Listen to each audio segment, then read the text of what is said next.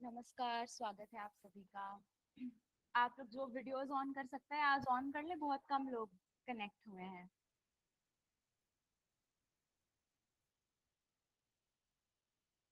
तो आज का हमारा जो सेशन है वो इंटायरली बेस्ड है हमारे हार्ट चक्र के ऊपर, हमारा अनाहता चक्र।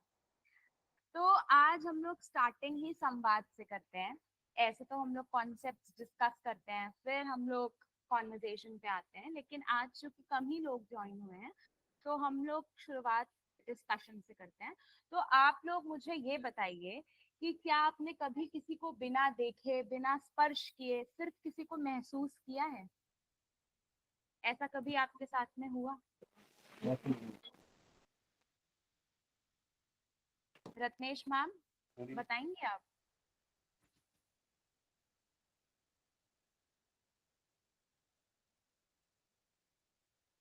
ममता मैम, आप एडेड हैं?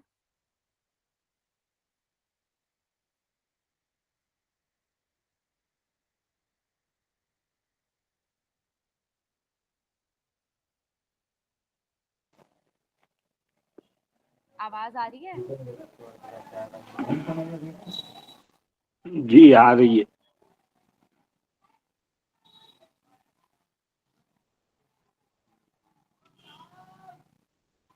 अ, ये रत्नेश मैम और ममता मैम है नहीं, तो महेश सर आप बताइए कि क्या कभी ऐसा आपके साथ हुआ है कि आपने कभी किसी को बिना देखे, बिना स्पर्श किए, सिर्फ तो हाँ महसूस किया? कभी ऐसा आपके साथ हुआ कि आपने इमेजिन किया हो या उसका एहसास हुआ हो किसी भी व्यक्ति विशेष का?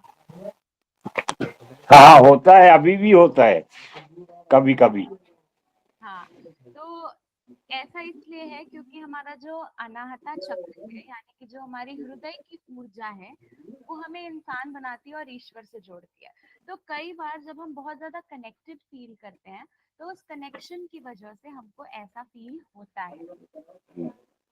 अब हम हाँ आज हाँ हाँ। मैम, ऐसा होता है कि ये पिछले जन्म का कुछ ऐसा है हमारा, है जो ये हम जब हैं अभी भी मेरे को कभी कभी ऐसा एहसास होता है कि नहीं, है कोई है हाँ और बैठे होते हैं ना, एकदम इधर उधर देखते हैं, उसकी याद आ जाएगी। है ने कभी जिंदगी में देखा भी नहीं है। हम्म ऐसा होता है। तो ये हमारे अनाहता चक्र के एक्टिव होने का एक छोटा सा लक्षण हो सकता है। तो अब हम ये समझने की कोशिश करेंगे कि ये अनाहता चक्र या हार्ट चक्र क्या होता है, इसका क्या रेलेवेंस है, क्यों हमारे लिए इम्पोर्टेंट है, ये सारी बातें। तो इसका नाम है अनाहता, अनाहत। एक्चुअली जो अनाहत का मतलब होता है कि बिना टकराव के आई हुई ध्वनि। अनाहत, कोई ध्वनि अगर ऐसी हो जो बिना टकराव के आ रही है तो उसको हम कहते हैं। इसका स्थान कहाँ होता है? इसका स्थान होता है हमारी छाती के मध्य में, हमारे हृदय के पास। तो हृदय के पास इसका स्थान होता है। और हम ये देखते हैं कि इसका जो तत्व है, इसका तत्व है वायु। अब वायु किससे संबंधित होता है? वायु संबंधित होता है गति से, स्पर्श से, इत्यादि। इससे वायु रेलेवेंस रखती है और कनेक्टेड होती है। जैसा हमने लास्ट टाइम जाना था कि कोई हमारा अग्नि तत्व है, कोई हमारी पृथ्वी तत्व है, कोई हमारा जल तत्व है, वैसे इस तरीके से हम देखें तो हमारे अनाहता चक्र का वायु तत्व होता है। और अगर हम इसके रंग की बात करें तो हमारे अनाहता चक्र का रंग होता है हरा। और हरा हमें क्या दिखाता है? हरा हमें उपचार दिखाता है, जीवन शक्ति दिखाता है, संतुलन दिखाता है। अगर हम हरे को डिफाइन करें तो शायद ये सारी चीजें सिग्निफाई करेगा। अब इसका जो बीज मंत्र होता है, वो बीज मंत्र होता है यंग। जैसे कल जब हम लोग डिस्कस कर रहे थे अपना सोलर प्लेक्सस, उसका रंग था। अब इसका बीज मंत्र है यंग। और इसकी अधिष्ठात्री देवी यदि हम मानेंगे तो वो हम मानते हैं कांकिनी देवी को। और इसकी अधिष्ठात्री देवता की अगर हम बात करें तो वो शिव जी का एक शांत रूप हो, या फिर वायुदेव को स्वयं हम इसका अधिष्ठाता देवता मानते हैं। अब ये हमारे कौन से अंगों से संबंधित होता है? तो ये हमारे हृदय से, फेफड़े से, ऊपरी पीठ या रक्त प्रवाह, इन सारी चीजों से हमारा अनाहता चक्र संबंधित होता है। तो अभी तक हमने जाना कि इसका नाम अनाहत क्यों है, क्योंकि बिना टकराव की जो ध्वनि आती है उसको हम अनाहत कहते हैं, इसलिए अनाहता चक्र या फिर हार्ट चक्र को ये कहा जाता है। इसका स्थान होता है छाती के मध्य में, तत्व होता है इसका वायु, रंग होता है हरा, बीज मंत्र होता है यंग, और अधिष्ठात्री देवी होती है कांकिनी देवी, और देवता होते हैं शिव जी का कोई भी शांत रूप। और किन अंगों से ये संबंधित होता है? हृदय से, फेफड़े से, ऊपरी पीठ से, या रक्त का प्रभाव जो हमारी बॉडी में हो रहा है, इससे ये डायरेक्टली कोरिलेटेड होता है।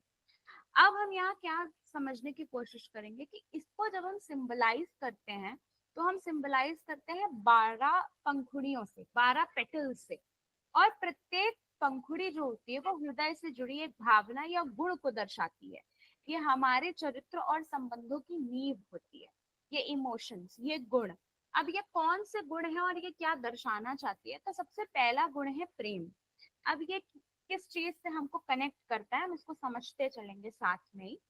प्रेम हमें कनेक्ट करता है निस्वार्थ भाव से, ये उससे हमको जोड़ता है। दूसरा भाव है हमारा करुणा। करुणा हमें क्या दिखाती है? कि दूसरों के दुख को महसूस करना, एम्पथेटिक होना, है ना। जब हम दूसरे के दर्द को समझ पा रहे हैं, उससे एम्पथी रख पा रहे हैं, एम्पथाइज कर पा रहे हैं, यानी कि हमारे अंदर करुणा है।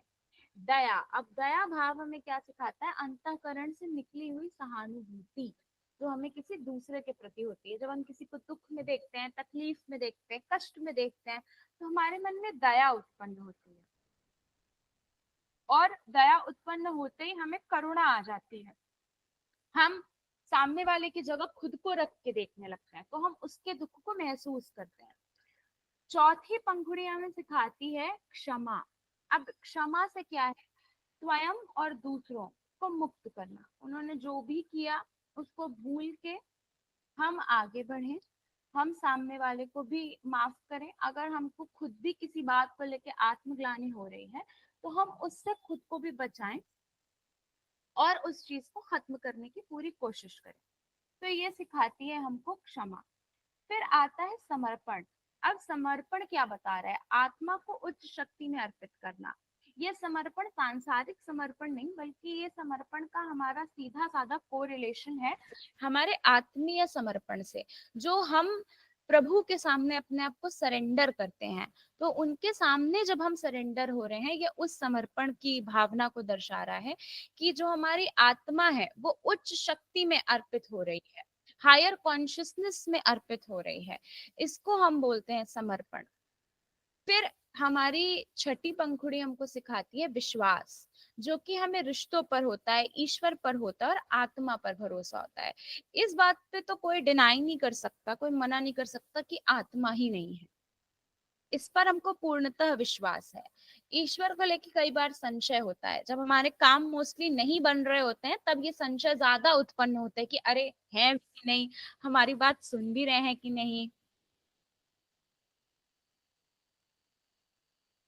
जी श्रुति मैम बताइए। मैम आपका आवाज बहुत कम आ रहा है। अब आ रही है? हेलो। हाँ हाँ हाँ, अब आ रही है सर, कहीं क्लियर सुनाई नहीं पड़ रहा था। अच्छा, अब आवाज आ रही है? ये सब आ रही है। तो हमने छठी पंखुड़ी से सीखा कि वो हमको विश्वास सिखाती है, रिश्तों पर विश्वास, ईश्वर पर विश्वास, आत्मा पर विश्वास। सातवीं पंखुड़ी हमको बताती है धैर्य। अब जो भी एक्टिविटी या जो भी इम्पल्सिवनेस हम शो कर रहे हैं, या जो भी एक्टिविटी हम कर रहे हैं किसी भी चीज को लेकर, हमारी क्रियाएं प्रतिक्रियाएं, तो उन क्रियाओं प्रतिक्रियाओं पे जो संतुलन होता है, इसकी बात करती है हमारी धैर्य की पंखुड़ी, है ना। धैर्य हमको ये बताता है, सिखाता है कि किस तरीके के से हमको एक बैलेंस्ड अप्रोच रखना है, चाहे कैसी भी सिचुएशन हो। फिर हम सीखते हैं संतोष। संतोष यानी जो भी है हमारे पास, जो भी उपलब्ध है, उसमें हम पूर्णता अनुभव कर रहे हैं, उसमें हम कंप्लीटनेस अनुभव कर रहे हैं। चाहे हमारे पास में कम है, ज्यादा है, थोड़ा है, बहुत है, हम मध्यम वर्गीय हैं, हम हाई स्टेटस बिलोंग करते हैं, जितना है उसमें आपको संतुष्ट रहना है पूर्णतया। और ये संतोष की भावना बहुत कम देखने मिलती है, क्योंकि आजकल लोगों की ग्रीड बढ़ रही है, उनको लालसा है और अधिक चीजें प्राप्त करने की। तो हम देख रहे हैं कि संतोष में वहां कहीं ना कहीं एक प्रॉब्लम क्रिएट होती है, जो कि हमारे अंदर एंजाइटी भी डेवलप कर देता है कि अरे कंपटीशन इतना बढ़ गया है, सब आगे जा रहे हैं, हम रह जाएंगे, हम सेटिस्फाइड नहीं है अपनी पोजीशन से, हमें आगे ही बढ़ते रहना है। तो ये जो एर्थ पेटल है हमारी संतोष की, ये हमको वो बैलेंस करना सिखाती है। फिर हम देखते हैं कि एक इसमें पंखुड़ी है जो हमें स्नेह सिखाती है। अब स्नेह क्या है? प्रेम का व्यवहारिक रूप ही स्नेह है। हम प्रेम तो करते हैं, लेकिन जब हम प्रेम पूर्ण व्यवहार करते हैं, वो सामने वाले के प्रति हमारा स्नेह होता है ना, हमारा स्नेह है, उसको ये दिखाता है कि हम कितना कनेक्टेड हैं आपसे। तो वो व्यवहार जिसमें हमारा प्रेम छलके। फिर इसकी 10th पेटल हमको सिखाती है प्रेरणा। प्रेरणा से यहाँ क्या मतलब है? आत्मा से निकली हुई ऊर्जा, जो कि हमें प्रेरित कर रही है। हम लोअर कॉन्शियसनेस हैं, हम हाई वाइब्रेशनल बीइंग को अटेन करने की बात कर रहे हैं। तो हमारे अंदर ये मोटिवेशन कॉन्स्टेंटली रहना कि हाँ, हमें ईश्वर प्राप्ति करनी है, और ये माध्यम है हमारे पास। अगर हम सेशन अटेंड कर रहे हैं, तो ये सेशन मात्र सुनने के लिए नहीं कर रहे हैं, हम अपने फैक्ट्स को क्लियर कर रहे हैं। क्लियर करने के बाद हमारा अल्टीमेट गोल है ईश्वर प्राप्ति, उसको पाने के लिए हम कर रहे हैं। तो जो इंट्रिंसिक मोटिवेशन है, हमारी प्रेरणा, ये हमारी आत्मा से निकली हुई ऊर्जा है। फिर हमारी 11th पेटल हमको सिखाती है हमारा आत्मसम्मान, यानी खुद को आदर देना। कई बार ऐसी सिचुएशंस हमारी लाइफ में आ जाती हैं जहां हम खुद को ही सम्मानित नहीं महसूस कर पाते हैं या करा पाते हैं। तो ऐसी सिचुएशंस में ऐसे डिसीजंस लेना जो हमारे लिए हानिकारक ना हो, हमारी सेल्फ वर्थ है, हमारी वैल्यू है, अगर हम भगवान द्वारा निर्मित किए गए हैं, तो बट ऑब्वियस सी बात है कि we are beautiful creations of God. और जब तक हम स्वयं का आदर नहीं करेंगे, हम अगले से अपेक्षा भी नहीं कर सकते कि वो हमारा आदर करें। तो इस आत्मसम्मान की भावना होना बहुत ज्यादा इम्पोर्टेंट है, और इसको जागृत रखने का काम हमारा अनाहत चक्र करता है। अब आनंद, हमारी 12वीं पेटल हमें बताती है आनंद। अब ये आनंद क्या है? आनंद है ये सहज प्रसन्नता, जो कि भीतर से आती है। देखिए, जो आनंद की बात हम करते हैं, या जो हैप्पीनेस की हम बात करते हैं, वो हैप्पीनेस हमें किसी होड़ से नहीं मिलेगा। वो हैप्पीनेस जब हम चैरिटी करते हैं तो अलग होती है, और जब हम कोई नया सामान खरीद के लाते हैं तो अलग होती है। जब हम चैरिटी करते हैं, हम सोशल वर्क करते हैं, तो हमको एक अलग सी शांति वाली खुशी मिलती है, जिसको हम हैप्पीनेस कह सकते हैं, है ना। लेकिन जब हम अपने प्लेजर्स को सीख करने के लिए, अब हमारा प्लेजर क्या हो गया? मान लीजिए हमको बहुत गर्मी लग रही है, हमारे घर में एक ही एसी है, लेकिन आप क्या करें, गर्मी बहुत है, और हम सोच रहे हैं कि हमारे बेडरूम में भी होना चाहिए, हमारे ड्राइंग रूम में भी होना चाहिए। तो प्लेजर सीकिंग से हम मोटिवेट होके नया एसी ले आए अपने घर में, और हमने उसको लगा दिया। तो उसकी आई हुई खुशी अलग है। लेकिन वहीं अगर आप किसी धर्मशाला में, या किसी ऑर्फनेज में, या किसी अनाथालय में, या किसी वृद्धाश्रम में आप एक पंखा ही दान करो ना, उसकी खुशी बिल्कुल अलग होती है। तो जो हैप्पीनेस है, वो आजकल हम बड़ा अलग तरीके से कोरिलेट कर रहे हैं, जबकि अल्टीमेटली हम देखते हैं कि हमारी खुशी तब ज्यादा होती है जब हमारी वजह से कोई और खुश होता है। जब हम देखते हैं हमारी वजह से किसी और के चेहरे पे मुस्कुराहट आई है, तो असल में वो आनंद क्या है? वो आनंद, वो प्रसन्नता है जो कि भीतर से आती है। हमारे फिजिकल नीड्स को फुलफिल करने वाली खुशी एक्चुअल में हमें खुशी नहीं देती, जितनी हमारी दूसरों को हेल्प करके जो खुशी मिलती है वो देती है। तो इस मिसकंसेप्शन को ठीक करने की हम लोगों को बहुत जरूरत है कि एक्चुअल में प्रसन्नता है क्या, और हम किस चीज के पीछे भाग रहे हैं। अब हम अपनी उम्र के उस स्टेज पे आ चुके हैं जहां हमने अपनी लाइफ के बहुत सारे साल डिवोट किए, और जितना भी कमाया है वो अब ऐसा वर्थ इट काइंड ऑफ है। लेकिन फिर भी अगर हम खुश नहीं हैं तो हम क्यों नहीं खुश हैं? और वहीं अगर हम चैरिटी कर देते हैं या कुछ कर देते हैं तो हमारे मुंह पे अचानक से खुशी कैसे आ जाती है? इसको आत्मसात करने की बहुत जरूरत है। ये जब हम लोग थोड़ा न्यूरोलॉजिकली समझते हैं ना, तो डोपामीन हिट तो आपको इंस्टेंट मिलता है। जैसे आपने कोई अपनी मनचाही वीडियो देख ली, गाना सुन लिया, आपको फौरन वो हिट फील हो गया। लेकिन जब आप समाज सेवा करते हैं तो आपको सेरोटोनिन वो रिलीज होता है, वो आपकी बॉडी को स्टेबलाइज करता है, स्टेबलाइजिंग हार्मोन है, होम्योस्टैसिस की स्टेट पर लाता है। मतलब ना आप बहुत खुश है ना आप बहुत दुखी हैं, आप एकदम समभाव में हैं। तो वो जो समभाव है ना, वो जो भीतरी शांति है वो हमको तब मिलती है। उस चीज को हमें और बढ़ाने की जरूरत है। अब हम क्या जानेंगे आगे, हम ये समझने की कोशिश करेंगे कि असंतुलन के कारण क्या होते हैं और लक्षण क्या होते हैं। अगर हम मानसिक और भावनात्मक असंतुलन की बात करें तो हमारे हार्ट चक्र में असंतुलन कैसे आएगा, कब आएगा? तो जैसे मान लीजिए बचपन किसी का बड़ा टॉक्सिक गया है, बचपन में उसको प्रेम की कमी रही है ना? घर में बहुत सारे भाई बहन थे, फिर उसको ऐसा लगने लगा कि अरे हमें तो कोई प्यार ही नहीं करता, ऐसी भावना ज्यादा रही। या कुछ रिश्तों में आपसी इतना स्ट्रॉन्ग बॉन्ड नहीं था। ऐसी सिचुएशंस में हम फील करते हैं कि जो हमारा हार्ट चक्र है ना वो दुखी तो है, या दिल है दुखी हो गया, तो हमारा हार्ट चक्र भी इम्बैलेंस होने लगता है। फिर और कैसी कंडीशंस होती हैं जब हम धोखा, विश्वासघात देखते हैं, या जब दिल टूट जाता है किसी भी इंसिडेंट को लेके, किसी भी सिचुएशन को लेके, तब हम ऐसा देखते हैं कि हमारा हार्ट चक्र इम्बैलेंस होता है।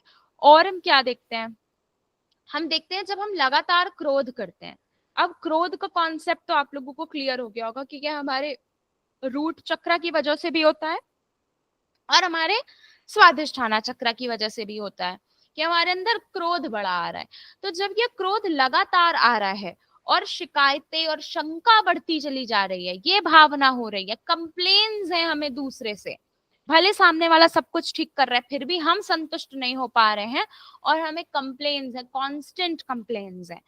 ये दिखाता है कि कहीं ना कहीं हम इमोशनली इनस्टेबल हैं, हमें इमोशनली स्टेबल होने की जरूरत है। और जब हम देखते हैं कि हमें आत्मग्लानि होती है या हम आत्म तिरस्कार देखते हैं, तिरस्कृत महसूस करते हैं, तो ये क्यों हो रहा है? क्योंकि हमारा हार्ट चक्र बैलेंस नहीं है। इसको बैलेंस करने की जरूरत है। जो हमको ये फीलिंग्स कॉन्स्टेंटली आ रही हैं, तो इनको ठीक करने की हमको बहुत ज्यादा जरूरत होती है। अब हमने ये समझा कि ये मोटी मोटी ये सारी बातें होती हैं। अब हम ये देखेंगे कि हमारी मानसिक और शारीरिक प्रभाव क्या होते हैं इससे, दूसरी ये किस तरीके से इफेक्ट कर रहा है और क्या इम्पोर्टेंस है इसका, है ना? तो मानसिक तौर पर हम देखते हैं कि हम अकेलापन अनुभव करते हैं, सब है हमारे आसपास फिर भी हम अकेला अकेला फील कर रहे हैं, लोनली फील कर रहे हैं, सब बात भी कर रहे हैं लेकिन फिर भी हमको वो चैन नहीं है कह लीजिए। एक अजीब सी निराशा है, कुछ अजीब सा अधूरापन फील हो रहा है। तो ये हमारा पहला मानसिक लक्षण है। दूसरा, खुद को दोष देना। कोई भी सिचुएशन हो गई, फिर हमने सोच लिया अरे ये तो मेरे ही कारण हुआ है, अब मुझे ही ठीक करना पड़ेगा, और मैं ही हूँ, मुझे नहीं बोलना चाहिए था, मैं ना बोलती तो कुछ ना होता, फालतू में लड़ाई हो गई। तो खुद को दोष देना। फिर संबंधों से डरना। अब संबंधों से डरने के यहाँ क्या मतलब है? संबंधों से डरना, मान लीजिए आपने कोई बात कह दी, ठीक, आपको बुरी लगी, आपने कह दी। अब सामने वाला आपको उस बात पे सुनाने लग जाए, तो आपके मन में ये आएगा ना कि अरे हमने फालतू में ऐसा बोल दिया, हमें नहीं बोलना चाहिए था, अब देखो अब इसको खराब लग गया, कहीं हमारा रिश्ता ना टूट जाए, या टूट ना जाए तो कहीं खराब ना। जब हमें रिलेशनशिप्स में ऐसी प्रॉब्लम फील होने लग जाए, तो इसका मतलब है कि कहीं ना कहीं हमारा हार्ट चक्र इम्बैलेंस चल रहा है। और एक बड़ा इम्पोर्टेंट एस्पेक्ट है माफ न कर पाना। मतलब हम लोगों की ये एक अब बन चुकी है, प्रैक्टिस में आ गया है कि हाँ ठीक है, हम एक बात को भूल सकते हैं लेकिन हम माफ नहीं कर सकते, हम लेट गो नहीं कर पाएंगे जो तुमने मेरे साथ किया। न जाने कितनी पुरानी गांठ होगी, लेकिन वो हम अभी भी पाले बैठे हैं कि नहीं तुमने मेरे साथ ऐसा किया था, क्यों किया, किस लिए किया, तुमने ऐसा क्यों किया। और जितनी बार हम उस इंसान को देखेंगे उतनी बार हमें वही सब याद आएगा। तो इससे क्या हम कर रहे हैं, हमने बहुत बार अपने सेशंस में रिपीट किया है, हम फिर रिपीट कर रहे हैं ये बात, क्योंकि ये बहुत इंपॉर्टेंट है। अगर हमने अपने मन में कोई ऐसी गांठ बना रखी है किसी के प्रति, या कोई ऐसा मेंटल ट्रॉमा है हमारे साथ में, या कोई ऐसी स्टेट है, ऐसी बात है जो हम भूल नहीं पा रहे हैं और वो हमारे मन में घर कर चुकी है, हम बार बार उसके बारे में चिंतन कर रहे हैं, तो मेंटली तो हमको प्रॉब्लम हो ही रही है, लेकिन वो कब शारीरिक रूप से एक बीमारी का रूप ले ले आप नहीं जान पाएंगे। इसीलिए बहुत इंपॉर्टेंट होता है अपनी मेंटल हेल्थ का ध्यान रखना, और जिससे भी वो बात है या कोई दिक्कत है या ऐसी गांठ बनी हुई है उससे सॉल्व करें। अगर सामने वाले से आपको बात नहीं करनी, मत करिए बात, बिल्कुल मत करिए। आप लिखिए, उसको लिख के जला दीजिए। ये बड़ी छोटी प्रैक्टिस है, कोई करता नहीं है, लेकिन एक बार करने की कोशिश तो करें, आपका मन खुद बड़ा हल्का फील करेगा। कोई बात आपको नहीं अच्छी लग रही है, आप किसी से नहीं कह पा रहे हैं, आपने 3-4 बार कोशिश कर ली समझाने की, नहीं समझ रहा है, आप एक बार ये करके तो देखिए। ये सुनने में भले बचकाना लगे, लेकिन असरदार बहुत होता है। आप अपनी पूरी भड़ास लिख दीजिए एक पन्ने पे, और उसके बाद उठा के उसको जला दीजिए।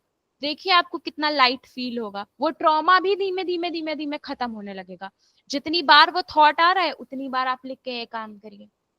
अब मेंटल ट्रॉमा कैसे फिजिकल बनता है वो जानते हैं हम लोग। तो फिजिकल में सबसे पहला लो बीपी, हाई बीपी।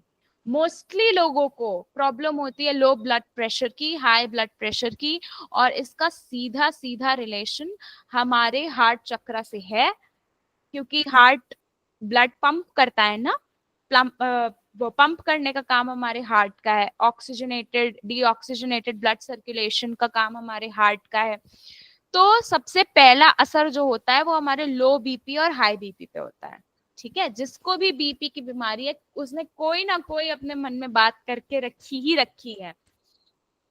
अब दूसरी चीज हम क्या देखते हैं इसमें, कि हमें हृदय से संबंधित बीमारियां हो जाती हैं, कई लोगों को स्ट्रोक आ जाता है, कई लोग पेस मेकर लगवाना पड़ता है, उनको बड़ी दिक्कतें आ जाती हैं, आर्टरीज ब्लॉक हो रही हैं, वो सारी चीजें को रिलेटेड है मेंटली। ये बात एकदम साइंटिफिकली प्रूवन है, प्रूवन।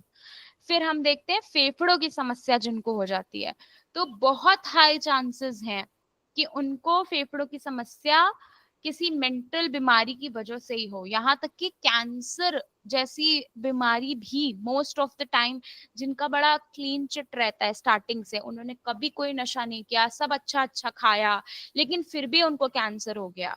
तो अब तो एकदम ये बात फैक्चुअली प्रूवन है कि वो कैंसरस सेल्स जो डेवलप हो रहे हैं बॉडी में, वो भी कहीं ना कहीं आपकी मेंटल हेल्थ की वजह से हुए हैं। जिनका एकदम क्लीन चिट रहता है, स्टार्टिंग से हेल्थ कॉन्शियस लोग होते हैं, उनको जब ऐसी बीमारी होती है तो बड़ी शॉकिंग होती है, और जब उसके एंड तक हम पहुंचते हैं तो पता चलता है वो भी हमारी मानसिक संबंधित चीजों की वजह से उत्पन्न हुई है। फिर हम आगे क्या देखते हैं, सांस की कमी या फिर एस्थमा। तो एस्थमा की जो शिकायतें होती हैं वो भी इसी से रिलेटेड होती हैं। अब आप लोग मुझे ये बताइए कि कभी आपकी लाइफ में ऐसी कोई फीलिंग है, या अच्छा सबसे इजी क्वेश्चन पूछते हैं, जो ऊपर मैंने 12 पंखुड़ियां बताई थी आपको, एक बार रिवाइज कर देते हैं सारी पेटल्स। प्रेम, करुणा, दया, क्षमा, समर्पण, विश्वास, धैर्य, संतोष, स्नेह, प्रेरणा, आत्मसम्मान या आनंद। ये 12 फीलिंग्स में से आप कौन सी फीलिंग सबसे ज्यादा डेली लाइफ में यूज करते हैं, ऐसे कह लीजिए, या कौन सी ऐसी फीलिंग है जिससे आप बड़ा कनेक्टेड फील करते हैं? आप हैंड रेस करके बताइए।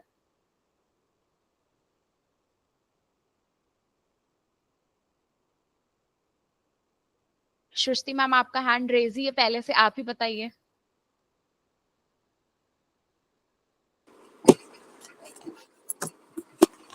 मैम हार्ट क्या अपना किस इमोशनल होना, वीक,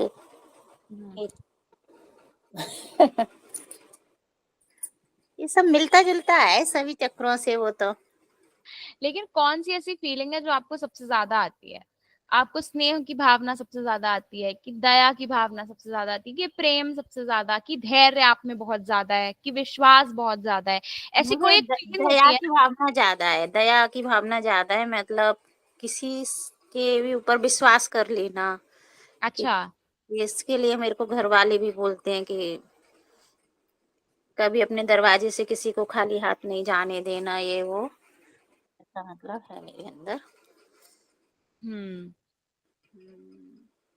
और जी दिलीप मतलब सर। जी अशांत मन, मैम आप अशांत हो बोलिए। जाना किसी को देख के, मतलब जैसे हाँ किसी को दुखी देख लिया तो टेंशन हो जाना, रात भर उसी के बारे में सोचते रहना, अरे उसके साथ ऐसा क्यों हुआ, ये है मेरे अंदर। तो दूसरों को लेके चिंता भी है आपके मन में। हाँ हाँ हाँ, अपने प्रति तो है, मतलब अपने किसी के साथ हो, लेकिन किसी बाहर वाले का भी देख कर आ जाऊंगी ना, वो भी मेरे माइंड में चलता रहेगा। तो मैं इसीलिए सबसे बोल के रखती हूँ, मेरे को कोई ऐसी न्यूज नहीं बताया करो। हाँ, वो मन में चलती रहती है। हाँ, मेरे मन में चलती रहती, मतलब मैं दुखी हो जाती हूँ ज्यादा, जबकि उसके परिवार में इतना दुख नहीं है, वो लोग भूल जाएंगे, पर मेरे मन में ज्यादा चलती है वो बात। तो मैं बोल के रखती हूँ कि मेरे को मत बताया करो, न्यूज वगैरह भी मैं कम सुनती हूँ इसीलिए। हाँ जी दिलीप सर आप बताइए। धैर्य, जो मेरे अंदर बहुत धैर्य। ज्यादा पेशेंस है, मैं किसी को भी सुन सकता हूँ कई घंटों तक। उसके बाद विश्वास, किसी हम्म। पर भी, चाहे वो अननोन पर्सन हो, विश्वास बहुत ज्यादा करता हूँ। अच्छा। उसका उसका कभी भी मतलब अनुकूल प्रतिकूल दोनों परिणाम आते हैं, लेकिन मुझे ऐसा कोई फर्क नहीं। मैं कभी जब अनुकूल आते हैं, बहुत ज्यादा अनुकूल आते हैं, तो तब लगता है यार ऐसा नहीं करना चाहिए। फिर अगले दिन फिर वही कि ठीक है यार, कोई बात नहीं। तीसरी करुणा, यानी किसी का दुख और दर्द में देख ही नहीं सकता। मुझे ऐसा लगता है कभी कभी बहुत ज्यादा दुखी है, ये मेरे को दे दे यार, इससे तो चलो कोई बात नहीं, इससे कैसे छुटकारा मिल जाए। कभी कभी मुझे ये फीलिंग से भी आती है। हॉस्पिटल में जाते हैं या कहीं दूसरी जगह जाते हैं, तो कहीं पर मिलते हैं ऐसे लोग, हाँ। करुणा की भावना बहुत ज्यादा मेरे अंदर भरी हुई है। विश्वास तो इतना है कि अननोन चाहे कोई भी है, ऐसा करना है, हाँ ठीक है कर देंगे, कोई बात नहीं। कई लोग मेरे से कहते हैं यार आप तो इतनी जल्दी विश्वास कर लेते हो। अरे ठीक है यार, उनके अनुकूल और प्रतिकूल दोनों तो परिणाम होते आपको हैं, लेकिन विश्वास ठीक है जब सबसे ज्यादा विश्वास किस पे है, रिश्तों पे, ईश्वर पे, या खुद की आत्मा पर? ईश्वर पर तो है ही, आस्था पर तो मैंने मतलब ईश्वर पर तो आस्था है ही मेरे को। फिर अंत में लगता है कि गॉड ऑलवेज डू बेस्ट, मतलब भगवान हमेशा हमारे साथ सबसे अच्छा करता है। तो उसने ठीक है, उसने ऐसा करने के लिए हमको प्रेरित किया तो हमने कर दिया। नहीं, मेरे को ऐसा पछतावा नहीं होता मैंने क्यों किया, क्योंकि मुझे लगता है कि भगवान ने मुझे ऐसा ही बनाया है, तो मुझे ऐसा ही करना चाहिए। कई बार घर में पत्नी भी बोलती है आप तो ज्यादा, बहुत ज्यादा विश्वास किसी को भी है। मैंने कहा ठीक है, वो मेरा नेचर है, उसको मैं चेंज नहीं कर सकता। सही बात है। चलिए thank you sir. Mamata ma'am आप कुछ बताना चाहेंगी, आपके अंदर कौन सी फीलिंग सबसे ज्यादा है?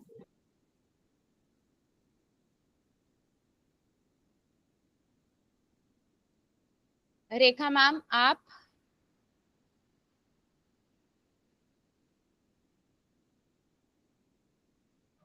विजया मैम बोलेंगी। विजया मैम तो बहुत बढ़िया बोलती हैं। ये ममता मैम और रेखा मैम को बहुत कम देखे हैं हम सेशंस में ज्वाइन हुए, इसलिए सोचे। मनप्रीत मैम आप बताइए।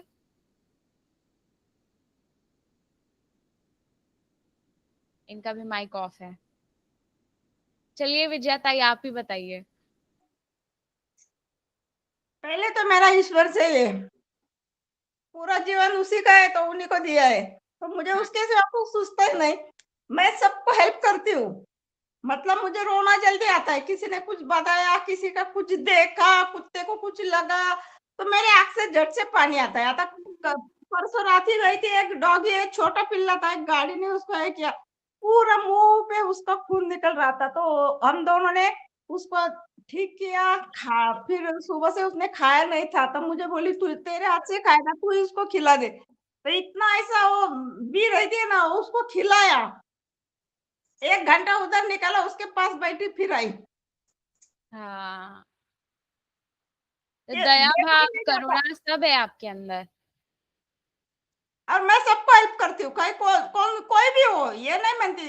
मुझे पता है कि वो मुझे गाली दे रहा है, मुझसे कुछ बोल रहा है, तो भी मैं बोली थी जाने दो, भगवान के ऊपर छोड़ देना, उसे हेल्प करना। बहुत बड़ी बात है। क्या महेश करें, सर, सबको आप भी बताइए। सब अपने जैसे तो नहीं होते ना। 5 वोट है तो 5 वोट तो एक सरी के है नहीं, हर हो एक का स्वभाव तो अलग होगा, तो सबको संभाल के लेकर आगे चलना। चाहे कोई बुरा कहे, चाहे कोई अच्छी कहे, अपने को कोई फर्क नहीं पड़ता। खरस। जी महेश सर, अब आप बताइए। रेखा मैम ने अपना वीडियो ऑन कर लिया। आप लोग वीडियो विजय ऑन मैम करिए, कितना अच्छा लगता है विजय मैम ने मुझे बता कर लाया है। हाँ, अच्छा। ये मैंने बोला था, फ्रेंड है मेरी, अरे वाह। एकदम मराठी। अच्छा, मराठी है। मराठी। हाँ। मैं उनको बोली आध्यात्मिक है, वो अच्छा बोलती है, आप आ जाओ। नहीं आ नहीं रहे थे, मैंने बोले एक बार आके देखो। हम्म। तो मैम आप बोलेंगी, बताएंगी कौन सी फीलिंग आपको सबसे ज्यादा अच्छी लगती है और आती है आपको सबसे ज्यादा? भक्ति मार्ग उन्हें भी। भक्ति मार गए। हाँ, अच्छा। प्रेम भगवान पर भाव। ज्यादा भरोसा है। हाँ। 100% नहीं, 100 से 1 ज्यादा। अरे वाह, ये तो बहुत अच्छी बात है। और दिल कमजोर है, किसी की भी दया आती है। तभी तो आप लोग फ्रेंड्स हैं ना। हाँ, हाँ। सुन, हम दोनों सबको हेल्प करते हैं, दोनों भी। हाँ। कोई भी अभी आए तो निराश नहीं जाएगा। हम्म। अब जो बहुत ज्यादा भाव आ जाते हैं, कभी कभी अनयूजुअली भी भाव आते हैं, तो हमको ये भी देखना है कि जो हमारा हार्ट चक्र है वो बहुत ज्यादा तीव्र ना हो जाए, है ना, कि हमें हाँ। ही वो प्रॉब्लम क्रिएट करने लगे। इतना रोना आ रहा है कि खुद की तबीयत खराब हो गई, मान लीजिए। ऐसा होता है, सुन, ये सही है। कभी कभी पूरा दिन भी मैं रोती हूँ, पूरा दिन, तो मेरे पास कोई आता नहीं, मैं बोलती कोई मेरे पास मत आओ, जो मुझे करना है खाली हो जाने दो।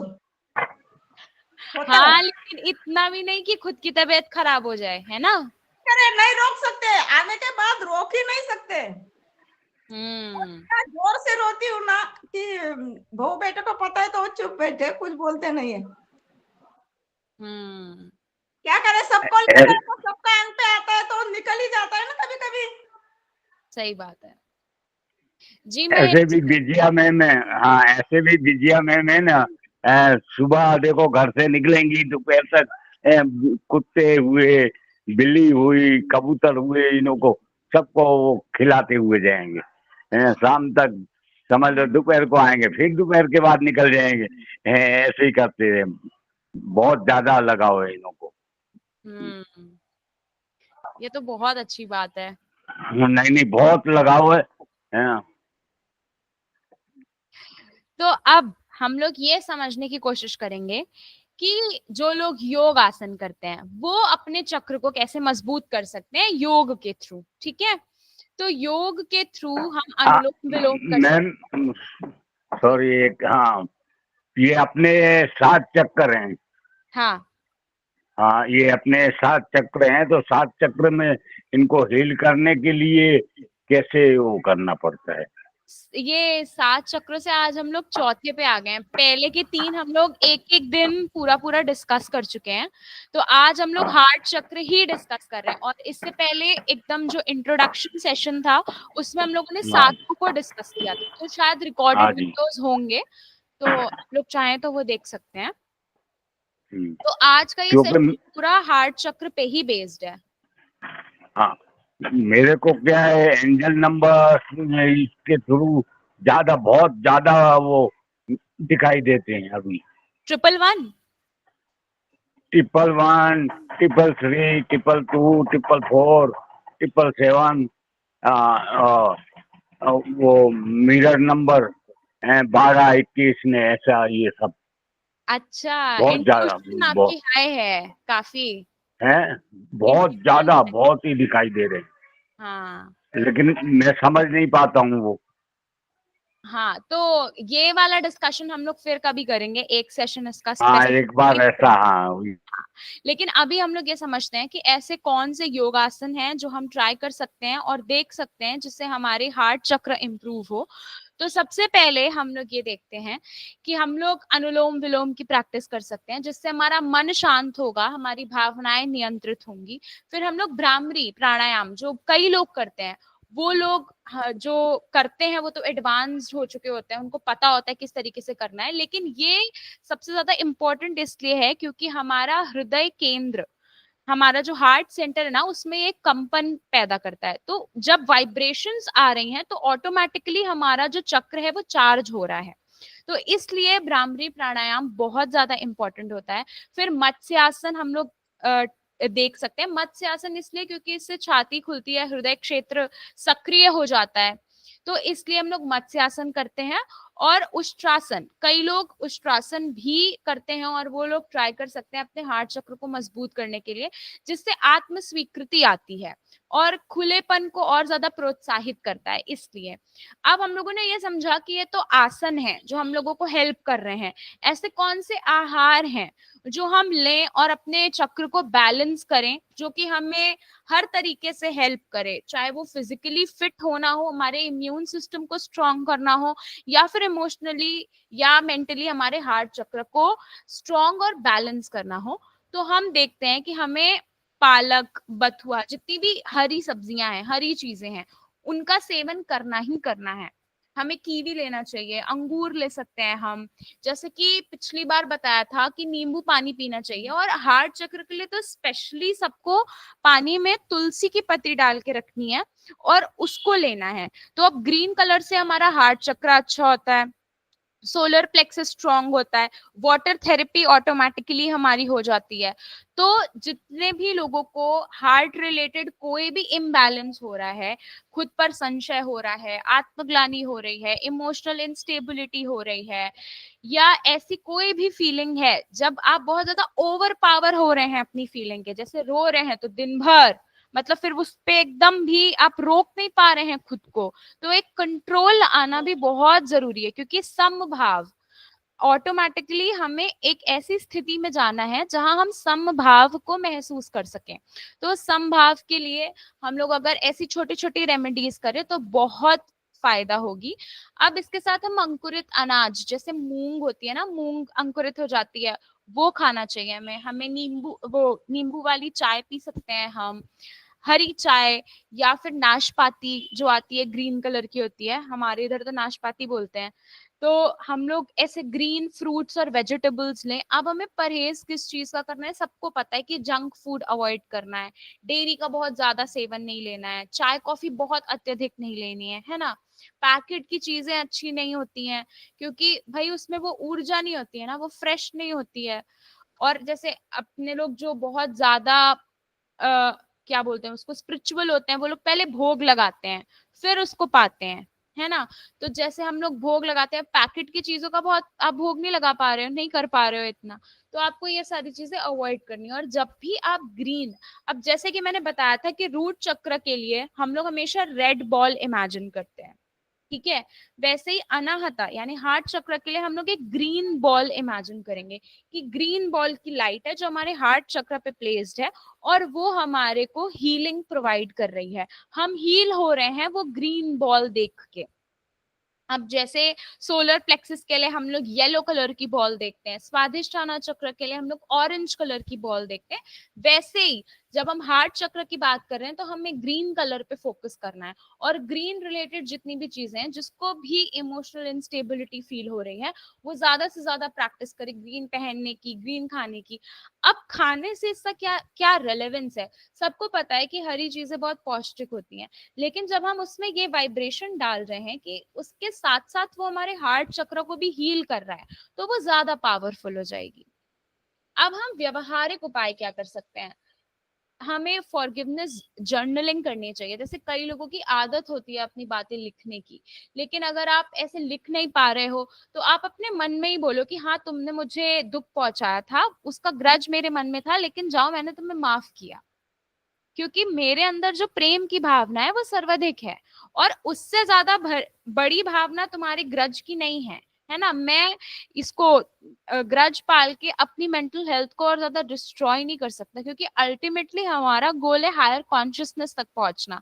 तो हमें अपने आप को पहले प्योरीफाई करना है, और ये सारे संसाधन खुद को प्योरीफाई करने के होते हैं। फिर हमें प्रेम आधारित सेवा करनी है। जैसे अभी विजया ताई के बारे में बात हुई, रेखा मैम के बारे में बात हुई, महेश सर ने बात करी कि जितना हम सेवा भाव में करुणा, दया, इन सब भावनाओं को शामिल करते हैं और प्रेम आधारित कार्य करते हैं, वो ऑटोमेटिकली हमको प्योरीफाई करते हैं। हमें एक आंतरिक शांति मिलती है। जैसे कि अभी बताया था कि आनंद की जब बात करी थी कि वो कैसे होगा, तो वो इन्हीं चीजों से। आप छोटे छोटे ऐसे काम कर रहे हो जो आपको हेल्पफुल फील करा रहे हैं। अब जैसे कई लोग हैं जो बहुत स्पिरिचुअल है और शिव जी में भी उनकी बहुत आसक्ति है। तो जैसा कि बताया गया कि हार्ट चक्र के जो देवता है वो शांत रुद्रावतार हैं, ठीक है। तो आप अपने हार्ट चक्र पे ये भी इमेजिन कर सकते हैं कि शिव जी जब वो शांत अवस्था में है तो उनकी जो एनर्जी है वो मैं अट्रैक्ट कर रहा हूँ या कर रही हूँ, जिससे आपको बहुत चेंजेस देखने मिलेंगे। अब वेदों में तो इसको हृदय ग्रंथि कहा गया है, जो कि आत्मा की चेतना की स्थिति होती है। और उपनिषदों में कहा गया है कि हृदयम मध्य लोका, है ना। तो सारी चीजें जितनी भी हैं वो हमारे हृदय से ही संचारित हो रही हैं, और सबसे ज्यादा वाइब्रेशन और एनर्जीज हम लोग अपनी हार्ट पे ही ग्रैब कर रहे हैं। अब रामायण में भी जब हम देखते हैं कि हनुमान जी ने अपना हृदय फाड़कर उसमें राम जी और सीता जी को दिखाया था, तो ये तो अनाहत चक्र की परम सीमा दिखा रहा है कि कहाँ इसको जब हम सिंबलाइज करेंगे तो ऐसे करेंगे कि जब हृदय पूर्ण प्रेम भाव से भर जाए तो ईश्वर स्वयं प्रकट होते हैं। और ऐसा कहा भी जाता है कि हमारे अंदर तो ईश्वर का ही अंश है, परमात्मा का ही स्वरूप है, हम उनके ही अंश हैं। तो उस परब्रह्म के अंश जब हम हैं तो हमको अपने हार्ट चक्र में हमेशा ये सोचना है कि उनकी ही वाइब्रेशंस हैं हमारे अंदर, और इसका जो इम्पोर्टेंस है वो कितना ज्यादा रेलेवेंट है। हम फॉरगिव नहीं कर पा रहे तो फॉरगिवनेस हमारे अंदर आ जाती है। ये अलग अलग पेटल्स हमें अलग अलग तरह से कंट्रीब्यूट करना बताते हैं। तो ये आज का हमारा पूरा समअप था कि किस तरीके से एथिकली, स्पिरिचुअली, साइकोलॉजिकली हम अपने हार्ट चक्र को कनेक्ट कर सकते हैं। छोटी छोटी रेमेडीज जो हम फॉलो करके उसको और ज्यादा मजबूत कर सकते हैं, स्ट्रॉन्ग कर सकते हैं, और हमारे हार्ट चक्र की क्या रेलेवेंस है इसको समझना बहुत ज्यादा इम्पोर्टेंट था। अब इसका जो एक होल समअप है, वो समअप ये है कि हमारा अनाहत चक्र हमको प्रेम, करुणा, क्षमा, आत्म स्वीकृति सिखाता है।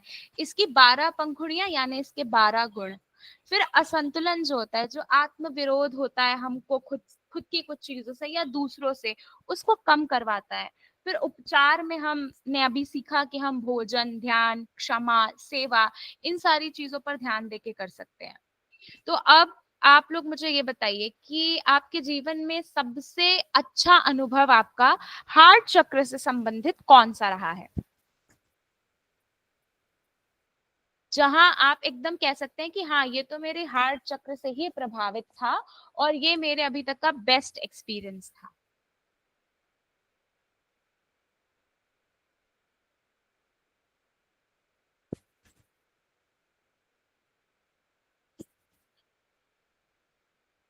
कौन बताएगा?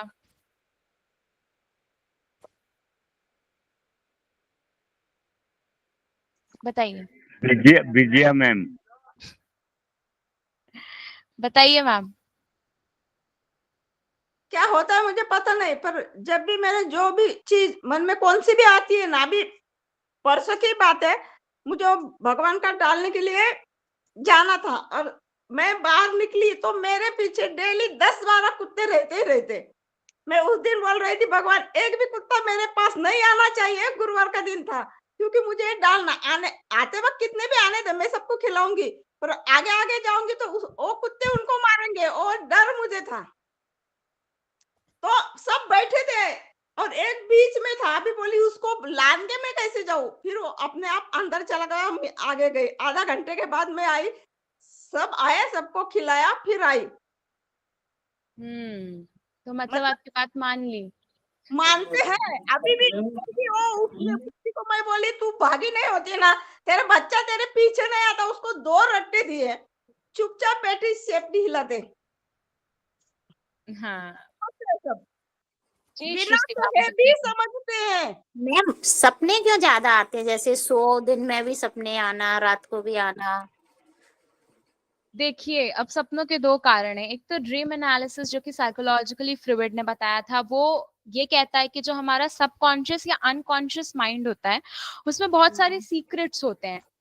उन सीक्रेट्स को रिवील करने का सबसे बढ़िया साधन होता है सपने में आना, ठीक। और अगर हम दूसरे तौर पर देखें, आध्यात्मिक तौर पर, तो हम ये देखते हैं कि जब हम एक्स्ट्रा सो रहे हैं, अनावश्यक सो रहे हैं, अनावश्यक विचार कर रहे हैं, तो ऑटोमेटिकली वो सपना बन के आएगा ही आएगा। अब आप ये सोचिए। एक मिनट सुनना, बताइए बताइए। एक मिनट। अभी परसों की क्या हुआ, परसों की बात है। मैं डेली घूमने जाती हूँ और लड़का सामने आया, 3-4 महीने के बाद मिला। मैं बोली क्यों रे, तू तेरे शादी के लिए पैसा जमा कर रहा? वो बोला तुमको किसने बोला? मैं बोला सच है कि नहीं, ये बोल दे। तो वो बोला हाँ, पर तुमको किसने बोला? मैं बोली किसी को भी पूछ ले, किसी ने नहीं पूछा। तो बोले तुमने जाना कैसे? मैं बोली ये सच है ना? तो बोला हाँ। फिर वो पूरी उसकी हिस्ट्री 1 घंटा मुझे बताता रहा। हाँ, और आपको अपने आप पता चला?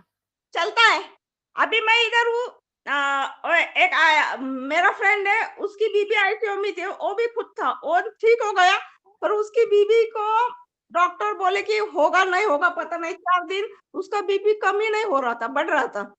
तो मैंने उसको फोन किया, उसको बोला तू टेंशन में है क्या? तो बोला हाँ, तुझे कैसे पता चला? मैं बोली तू बोल तो सही। तो वो बोली ये तू कर ले, अभी क्या, अभी जाकर कर ले, आईसीयू में जाकर कर ले, इधर से मैं करती हूँ। और उस टाइम मैं रेलवे में थी, और मैं बोली कल तू तेरी बीवी को लेके घर चला जाएगा। तो बोले तू कैसे बोल रही? मैं बोली जो बोलती वो कर रहे। तो दूसरे दिन उसने रात को मुझे फोन किया, मैं मेरे बीबी को लेकर गया, और बहुत अच्छा हुआ, और मुझे भी सर्विस मिली। अरे वाह। ये 3 महीने की बात है। विद्या बहन डिवाइन एनर्जी है। डिवाइन एनर्जी, प्रभु कृपा बहुत है, क्योंकि उन्होंने अपने आप को समर्पित किया अपना हुआ है, नंबर दे सरेंडर। दो विजय मैम, कोई नहीं नहीं प्रॉब्लम नहीं, हुआ बहुत करेगी तो है आपसे पूछ लिया करेंगे। इन्होंने। विजय मैम अपने नंबर दे दो, कोई भी प्रॉब्लम होगी आपसे पूछ लिया करेंगे। इतना मत करो। मेरे मन में आया तो मैं बोलती हूँ। नहीं, तब भी नंबर होना चाहिए ना, इतना जानकारी रखते हो आप तो। कोई बिल्कुल। आपके ऊपर सिद्धियां प्राप्त है। भगवान की कृपा है। मैं हो सकता है बहुत लोगों को ठीक भी किया है, और उसके मेरे हाँ, हाथ में बहुत- कुछ नहीं है। तुम बंद करो, तुम सुन रहे हो, तुम बंद अपने करो। वाला वाला है। नहीं, आप इतना पूजा पाठ करते हो ना, तो हो सकता है भगवान की कृपा हो आपके ऊपर, कोई देवी की कृपा है आपके नहीं ऊपर। वो तो और मेरे पहले से संकेत है। 2 बार इतना जबरदस्ती के हुआ, पर उसको जरा भी खरोच नहीं आई। नहीं, डिवाइन एनर्जी तो सबके अंदर है, ऐसा नहीं है। लेकिन आप अपने देख नहीं सकते हैं, ये देख सकते हैं, ये खुद को अंदर से पहचानते हैं। नहीं तो सबके अंदर डिवाइन एनर्जी है, ऐसा नहीं, सब में तो सच्ची निडर है। है ना, सबसे बड़ी बात है निडर है, उनके अंदर डर नहीं है। हम लोगों के अंदर डर डर है। नहीं, डर वो जब भी डर होती निकलेगा। कोई भी काम करती है। बहन, डर जब ही निकलेगा जब तुम खुद के अंदर देखोगे। जिस दिन तुमने खुद को देख लिया अंदर से, उस दिन सब डर निकल जाएगा। सही बात है। 24 घंटे में 24 मिनट भगवान के लिए निकालना चाहिए। हम लोगों को ना अपनी जिंदगी में सब कुछ चाहिए, खुशी भी चाहिए, घूमना भी चाहिए। उनको सिर्फ पूजा में मन है। हम दुनिया को इधर उधर भी देखना चाह रहे हैं ना, इसलिए पूरी तरीके से स्थिर नहीं है उस और जगह। सुन, मैं डेली 4 बजे नहाकर मेरी पूजा चालू होती है डेली। रोज कितनी भी देर से मैं सोने दूं, उसी टाइम उठकर मैं पूजा पहले करूंगी। सही है, और क्या। तो बस ब्रह्म भगवान मुहूर्त आपसे में कनेक्ट पूजा होनी ही चाहिए। नहा के करते, सुबह 4 बजे नहा के। हाँ, 3:30 बजे उठती हूँ, 4 बजे नहाकर पूजा को बैठती हूँ। 1 घंटा तो लगता है। अरे कभी ध्यान तो कभी वैसे भी कभी कभी कभी तो 4-4 दिन उपवास रखते हैं। अभी भी है ना, इस महीने में, श्रावण महीने में 4-4 उपवास है। और मैं बीच में कुछ खाती नहीं, खाली 2 टाइम चाय और रात को खाना। हाँ ये मैम तो बताओ, बहुत आप सपने के ज्यादा बारे में बोल रहे थे ना आप कुछ? हाँ, तो जो हाँ ड्रीम एनालिसिस है वो ये कहता है कि या तो हमारे सपने बहुत ज्यादा सोने की वजह से आते हैं, कि जब हम सो रहे हैं तो हमारे जो थॉट्स हैं वो हमारे जो इंटेलिजेंस है या जो हमारे कॉन्शियस माइंड है उस पर हावी हो रहे हैं, क्योंकि दिन भर में हम बहुत सारी ऐसी चीजें करते हैं जो कि अननोइंगली हो रही हैं, हम जान नहीं रहे हैं, खुद से हो रही हैं। बहुत सारे ऐसे विचार हैं जो आ रहे हैं और जा रहे हैं, विचार रुकते नहीं है ना, जब आप सोचने बैठो आपको पता नहीं कहाँ कहाँ से विचार आ रहे हैं। तो ऐसे कौन से विचार है जिनको हमने निग्लेक्ट कर दिया, जो जिन विचारों को हमने निग्लेक्ट कर दिया, छोड़ दिया, उन पे ध्यान नहीं दिया है, मोस्टली वो हमारे ड्रीम में आते हैं। कई बार हम लोग ये देखते हैं कि जब हम बड़े एग्जाम को लेके परेशान होते हैं कि हमारे बच्चे का एग्जाम है, कैसा रिजल्ट आएगा, या कोई बड़ा एग्जाम लगा हुआ है, उससे रिलेटेड टेंशन है, तो मोस्टली ऐसा होता है कि हमको उससे रिलेटेड कोई ना कोई सपना है, क्योंकि हम उसी के बारे में सोच रहे हैं और वो हमारे सबकॉन्शियस माइंड में चला गया है। Dreams are the gateway to subconscious minds. अगर आप अपने ड्रीम्स को समझोगे, अपने पैटर्न को समझोगे, तो आप पाओगे कि वो एक्चुअल में रियलिटी ही हिट कर रही होती है। अब वही चीज है कि आध्यात्मिक तौर पर अगर हम देखें तो हम ये समझते हैं कि आप बहुत ज्यादा सो रहे हो, इस वजह से ऐसा आ रहा है, थॉट्स आपके ऊपर हावी हो रहे हैं। जब हम साइकोलॉजिकली देखते हैं तो हम ये कहते हैं कि हमारे सबकॉन्शियस माइंड को जानने का मार्ग है सपने। और एस्ट्रोलॉजिकली जब हम देखते हैं सपने, है ना, तो सामुद्रिक शास्त्र में भी है, तो हम ये पाते हैं कि सपने हमें किसी भी घटना के होने का पूर्वाभास होते हैं। हमें ये पता चल जाता है संकेतों द्वारा कि हाँ कुछ होने वाला है। जैसे कई लोग जिनको रत्नों में भरोसा होता है, वो उंगलियों में अंगूठियां पहनते हैं, और तो उनको ज्योतिषाचार्य बोलते हैं कि आप सोइएगा, और सोने में अगर आपको कोई सपना आ रहा है और सपना पॉजिटिव है तो आप समझ लीजिएगा कि ये रिंग आपको सूट कर रही है। अगर आपको सपना नहीं आ रहा है तो मतलब वो रत्न आपको सूट नहीं कर रहा है। तो इसके अलग अलग इंटरप्रिटेशंस हैं। अब कई लोगों के लिए वो इंटरप्रिटेशंस पॉजिटिव आते हैं, कई लोगों के लिए नेगेटिव आते हैं। ये है सपनों का पूरा फिलॉसफी।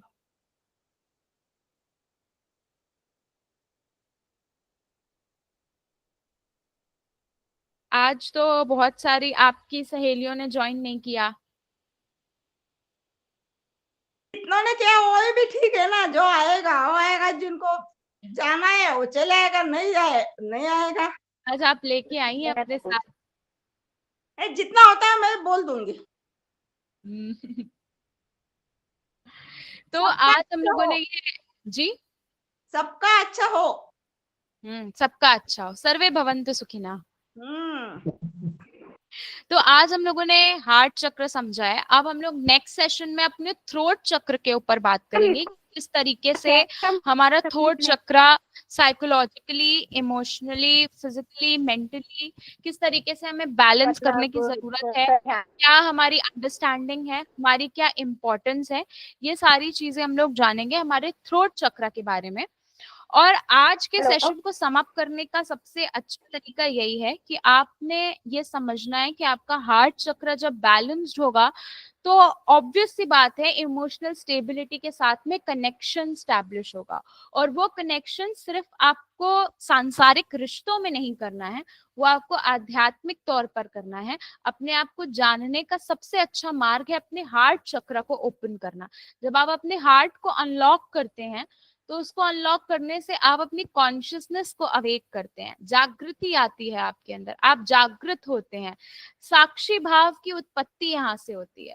जो दृष्टा और साक्षी में अंतर है वो हमारे हार्ट चक्र को जानने के बाद समझ में आता है। दृष्टा तो मात्र अंश है साक्षी का। तो सोचिए जब हम अपने हार्ट चक्र की अनलॉकिंग करके दृष्टा समझ लेते हैं तो साक्षी भाव को जब हम पूर्णतया समझेंगे तो हम समझेंगे कि एक्चुअल में ये डिटर्मिनिज्म क्या है, सारी चीजें हमारे कंट्रोल में है या हम मात्र साक्षी हैं और उसी भाव में रहकर हमें इन सब चीजों को समझकर आगे बढ़ना है। तो ये हमारे आज के सेशन का समाप्त था। अब अगर आप लोगों को कोई क्वेश्चंस है तो बताएं, वरना हम लोग इसको एंड कर सकते हैं।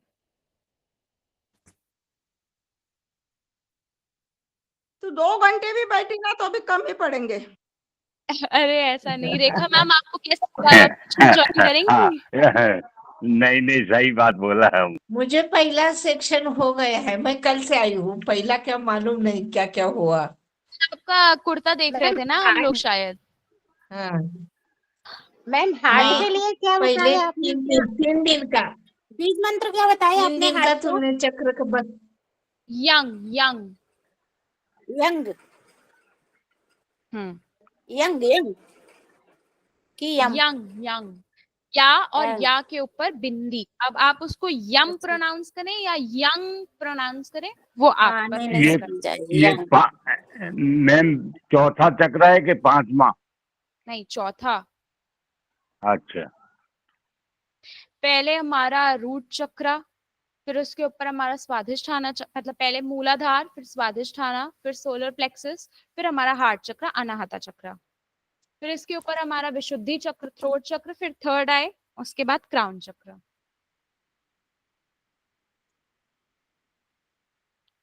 तो सिखाती आज बड़ा की अच्छा सेशन है, एकदम कहाँ मस्त। आपसे सीख रही हूँ। ये मुझसे कुछ मत सीख, जो अच्छा है वही ले ले। आपको गाना लिखना है, आपको याद है आपने बोला था आप पोएट्री लिखेंगी और हम लोगों को सुनाएंगी आपकी लिखी हुई।